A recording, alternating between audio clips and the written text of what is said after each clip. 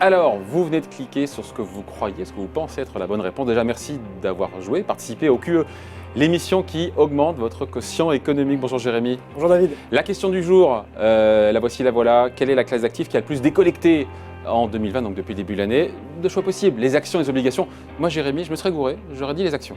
Alors, vous auriez eu tort David, effectivement. Une fois de plus. Quand on regarde la décollecte, donc ce qui veut dire les désinvestissements des investisseurs, on l'oppose à la collecte évidemment, donc c'est les entrées et les sorties d'argent sur un marché donné. Donc quand on regarde depuis le début de l'année, Donc il y a eu plus de flux sortants, des collectes, c'est plus de flux sortants que de flux entrants. Exactement, sur le marché obligataire, depuis le début de l'année, en Europe.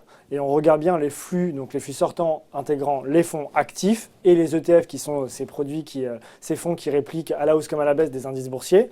Et donc le marché obligataire a décollecté à peu près 50 milliards à fin avril, quand le marché action a décollecté à peu près 18 milliards. Ce qui est intéressant, c'est de regarder vraiment ce qui s'est passé au mois de mars. Parce qu'on étudie ces chiffres-là tous les mois chez Lyxor.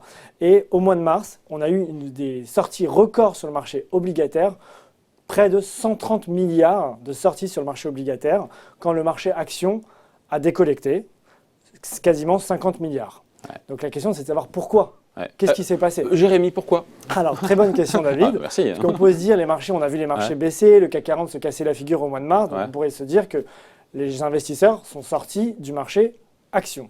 Sauf qu'en réalité, une obligation, c'est quoi? Quand vous êtes particulier, vous cherchez à emprunter de l'argent, vous allez voir votre banque qui vous prête de l'argent. Quand vous êtes une société ou un État, vous pouvez aller voir votre banque, mais vous pouvez faire appel aussi à des investisseurs privés. Donc vous allez émettre une obligation et vous allez payer le prêteur, contre une rémunération. Sauf qu'en pleine crise, les gens ont paniqué, ils se sont dit que personne n'allait être capable de rembourser leurs dettes. De ce fait, les gens se sont désinvestis du marché obligataire. Ok, donc on retient donc de la décollecte au global encore plus sur les obligations que sur les actions.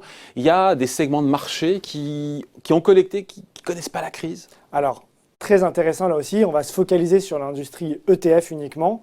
Et quand on regarde depuis le début de l'année, il y a un segment qui ne connaît pas la crise, et surtout c'est très paradoxal dans ce contexte si particulier, c'est l'industrie ESG. ESG, c'est un terme dont on va de plus en plus parler, ça veut dire environnementaux, c'est tout ce qui répond aux critères environnementaux, sociaux et de gouvernance. C'est des investissements finalement beaucoup plus responsables.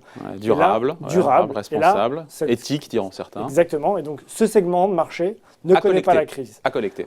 On a collecté depuis le début de l'année près de 8 milliards d'euros en Europe. Uniquement en gestion passive, uniquement sur les ETF. Uniquement en gestion passive, uniquement en ETF. Donc ce qui est assez remarquable, on avait déjà connu une collecte. Il faudra voir d'ailleurs sur la gestion active si c'est le cas ou pas. Mais bon, c'est un autre sujet. On avait connu une année magnifique l'année dernière sur l'industrie ESG et ça continue cette année malgré la crise. Voilà, tout le monde ne connaît pas la crise, en tout cas pas le segment de l'ESG. On aura l'occasion d'en reparler dans les prochains jours. Voilà, encore plein de questions à venir sur Boursorama. Merci Jérémy. Merci à vous David. Et n'hésitez pas donc à tester votre QE, votre quotient économique. À très vite.